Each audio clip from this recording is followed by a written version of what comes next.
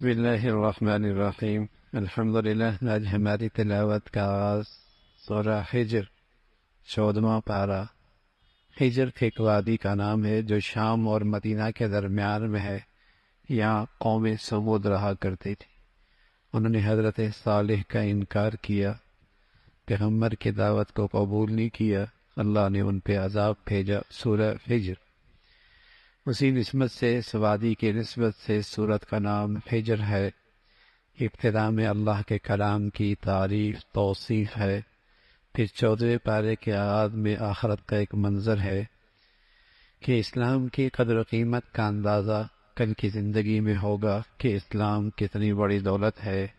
جو لوگ اس دولت سے محروم ہوں گے حسرت کریں گے، ہائے کاش کہ ہم بھی مسلمان ہوتے۔ اللہ ہمیں ایمان کی دولت کی قدردانی نصیب فرما دے۔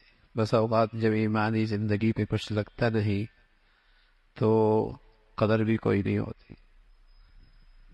جن لوگوں کا سب کچھ اس اسلام کی خاطر لگا تھا، انہوں نے اپنا سب کچھ اس اسلام کی حفاظت میں لگا بھی دیا تھا، قدر بہت نہیں۔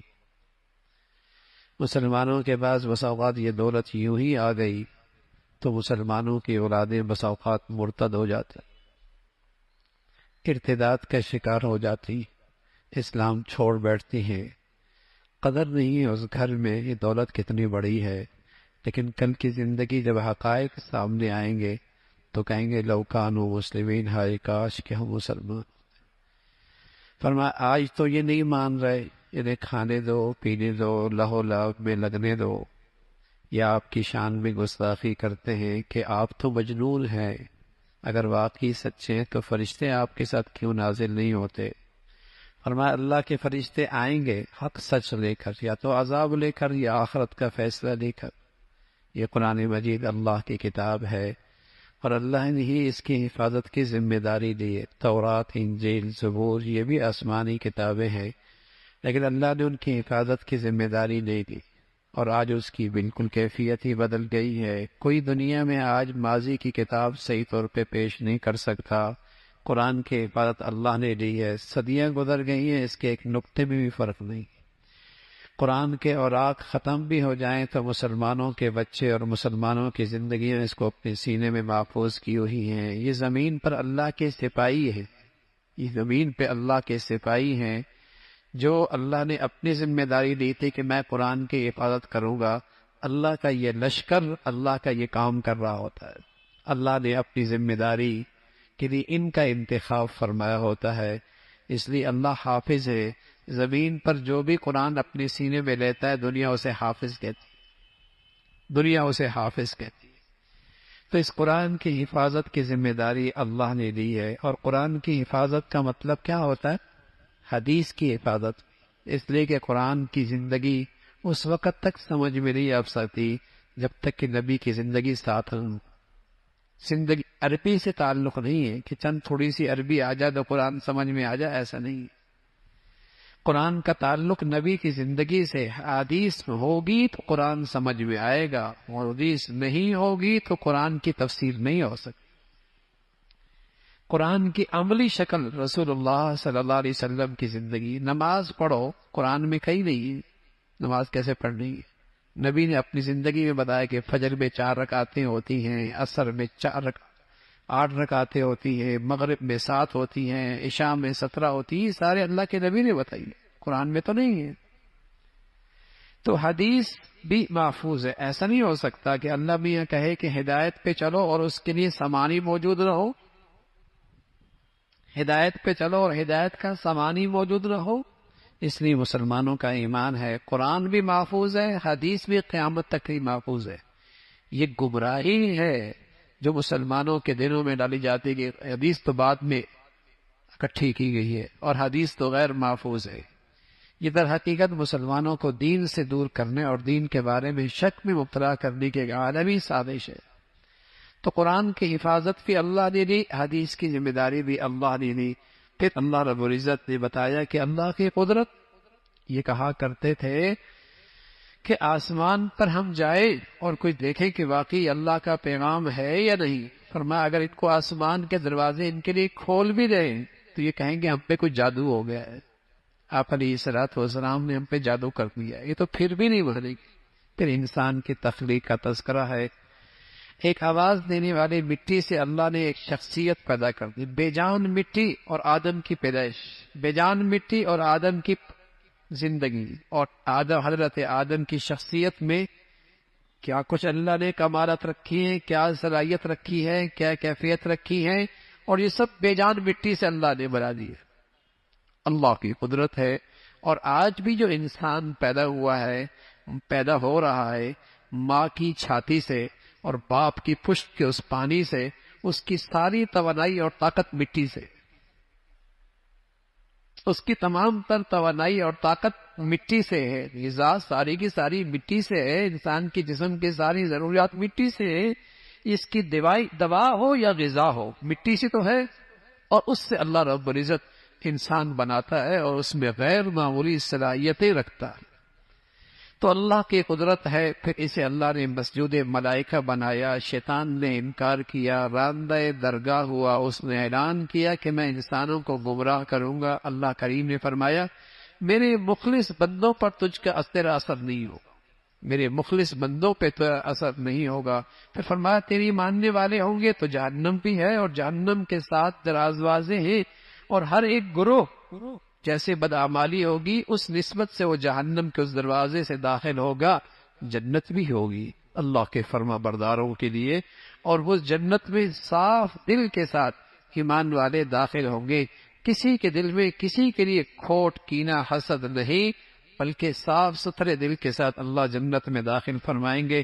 پھر حضرت ابراہیم علیہ السلام کے پاس مہمانوں کا آنا اور آپ کا اکرام کرنا، اور ان کا یہ بتانا کہ اللہ آپ کو بیٹا دیں گے، پوتا بھی دیں گے، اور پھر آپ کی بیوی کا حیرت سے ہاتھوں کا سر پہ مارنا۔ حضرت ابراہیم علیہ السلام ہم اللہ کی رحمت سے مایوس نہیں ہیں، ہمیں یقین ہے کہ اللہ کی رحمت یہ کر سکتی ہے، قدرت کر سکتی ہے، لیکن ہم تو یہ پوچھنا چاہتے ہیں کہ ہم کیا جوان ہو جائیں گے یا اسی بڑھاپے میں ہماری اولاد ہوگی؟ فرمایا ہاں اسی بڑھاپے میں اللہ اولاد دے دیں گے۔ پھر اللہ رب العزت نے ان فرشتوں کا تذکرہ فرمایا جو حضرت لوط کے پاس آئے اور فرمایا راتوں رات آپ یہاں سے نکلیں، آپ کی قوم نے وہ گندگی کی اس زمین پر، اللہ اس زمین کو ان کی گندگی سے پاک کرنا چاہتا اور انہیں نیست و نابود کرنا چاہتا ہے۔ اس قوم کا تذکرہ فرمایا، پھر اس بستی کو اللہ نے پلٹ کے رکھ دیا، پتھروں کی بارش فرمائی اس قوم پر۔ پھر اصحاب حجر کا تذکرہ ہے، اس قوم پر بھی اللہ کا عذاب آیا۔ پھر قرآن کی عظمت اور خاص طور پہ سورہ فاتحہ جسے ہر نماز میں پڑھا جاتا ہے یا سنا جاتا ہے، اس کا تذکرہ فرمایا جسے اللہ قرآن دے دے وہ دنیا کی چمک دمک کی طرف کیا نظر کرے، وہ دنیا کی چمک دمک کی طرف کیا نظر کرے۔ پھر آپ کو تسلی دی، یقیناً آپ غیروں کی باتوں سے تکلیف میں آتے ہوں گے، لیکن آپ تسبیح کیجئے، آپ حمد کیجئے اور اللہ کی عبادت کیجئے یقین کے ساتھ، جب تک کہ آپ کا جانا نہ ہو مستقل اللہ کی عبادت کرتے رہیے۔ پھر سورہ نحل کا تذکرہ ہے۔ نحل کہتے ہیں شہد کی مکھی کو، چھوٹی سی اللہ کی مخلوق ہے لیکن اس کے کارنامے غیر معمولی ہیں، اس کی کارنامے غیر معمولی، اس کی صنعت غیر معمولی ہے، غیر معمولی صنعت ہے، اور اس کو اندر اللہ نے یہ ساری صلاحیت، سمجھ بوجھ، عقل، دانش اللہ نے رکھی ہے۔ اس نسبت سے اس سورت کا نام بھی نحل ہے۔ اتا امر اللہ، اللہ کا حکم آنے والا ہے، چاہے وہ عذاب کی شکل میں آئے، قیامت کی شکل میں آئے، جلدی نہ کرو۔ کفار کہا کرتے تھے ہم غلط ہیں تو پھر پکڑ کیوں نہیں آتی؟ پھر اللہ کی قدرت کا تذکرہ، اللہ نے مختلف قسم کے چھپائے جانور بنائے جس میں انسان اس ہر قسم کی نعمتوں سے فائدہ اٹھاتے ہیں، سواری کے طور پہ استعمال کرتے ہیں۔ اللہ نے مختلف سواریاں انسانوں کے لیے پیدا کی ہیں اور پیدا کر رہے ہیں۔ کیسے انسان آج ایجادات کر رہا ہے اپنی سواریوں کے لیے۔ زمین و آسمان کی یہ تسخیر اللہ نے کی ہے اور اسی کی یہ قدرت ہے۔ اللہ کی کتنی نعمتیں ہیں، گن گن کے تھک جاؤ گے، اللہ کی نعمتیں گن سکے، اللہ کی نعمتیں نہیں شمار کر سکتے۔ اس کا تذکرہ فرمایا اللہ کی بڑائی، الہ معبود اکیلا وہی ذات ہے، حاجت روا مشکل کشا اکیلی وہی ذات ہے، اس کا تذکرہ فرمایا۔ پھر اللہ کی بڑائی، اللہ کا تذکرہ ہے، اور فرمایا جو اللہ کے راستے میں نکلتے ہیں، ہجرت کرتے ہیں، اللہ کے ہاں ان کے لیے اس کا بہترین اجر ہے، اس کا تذکرہ۔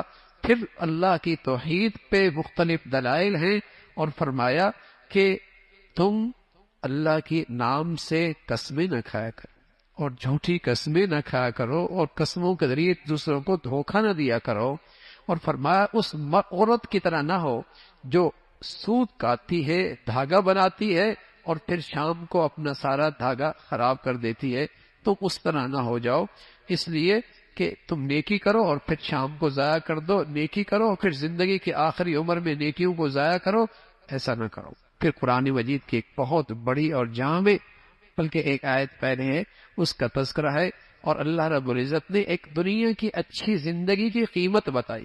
دنیا میں اچھی زندگی اللہ رب العزت ایمان والوں کو عطا فرما دیں گے، لیکن اس کی قیمت کیا ہوگی؟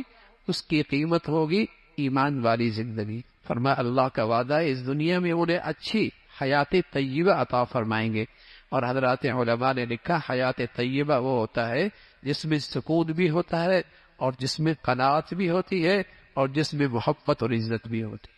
یہ اللہ رب العزت نیکی اور ایمان کی زندگی پر اس دنیا میں عطا فرما دیں گے۔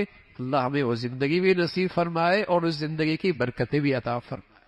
پھر اللہ رب العزت نے اس مکھی کا ذکر فرمایا، شہد کی مکھی، کہ کس طریقے سے اللہ رب العزت نے اس کو عقل و دانش اور سمجھ بوجھ عطا فرمائی ہے کہ وہ مکھی اپنے خانے بناتی ہے، اور ایک چھتے کے اندر کم از کم 20 سے 30 ہزار اس کے وہ خانے موجود ہوتے ہیں، اور اس کے اندر کیسا تقسیم کار ان کے اندر ہوتا ہے کہ کچھ لوگ سکوٹی پر ہوتے ہیں، کچھ رس لے کے آتے ہیں پھولوں کا، اور ہر ایک کی چیکنگ ہوتی ہے، اگر کوئی رس غلط لے کے آیا، زہریلا لے کے آیا تو اس کی سزا موت ہوتی ہے۔ پھر اس میں ایک ملکہ ہوتی ہے جس کا کام ہی بچے جننا ہوتا ہے، اس کے لیے وہ خانے الگ ہوتے ہیں۔ یہ پورا نظام ہے۔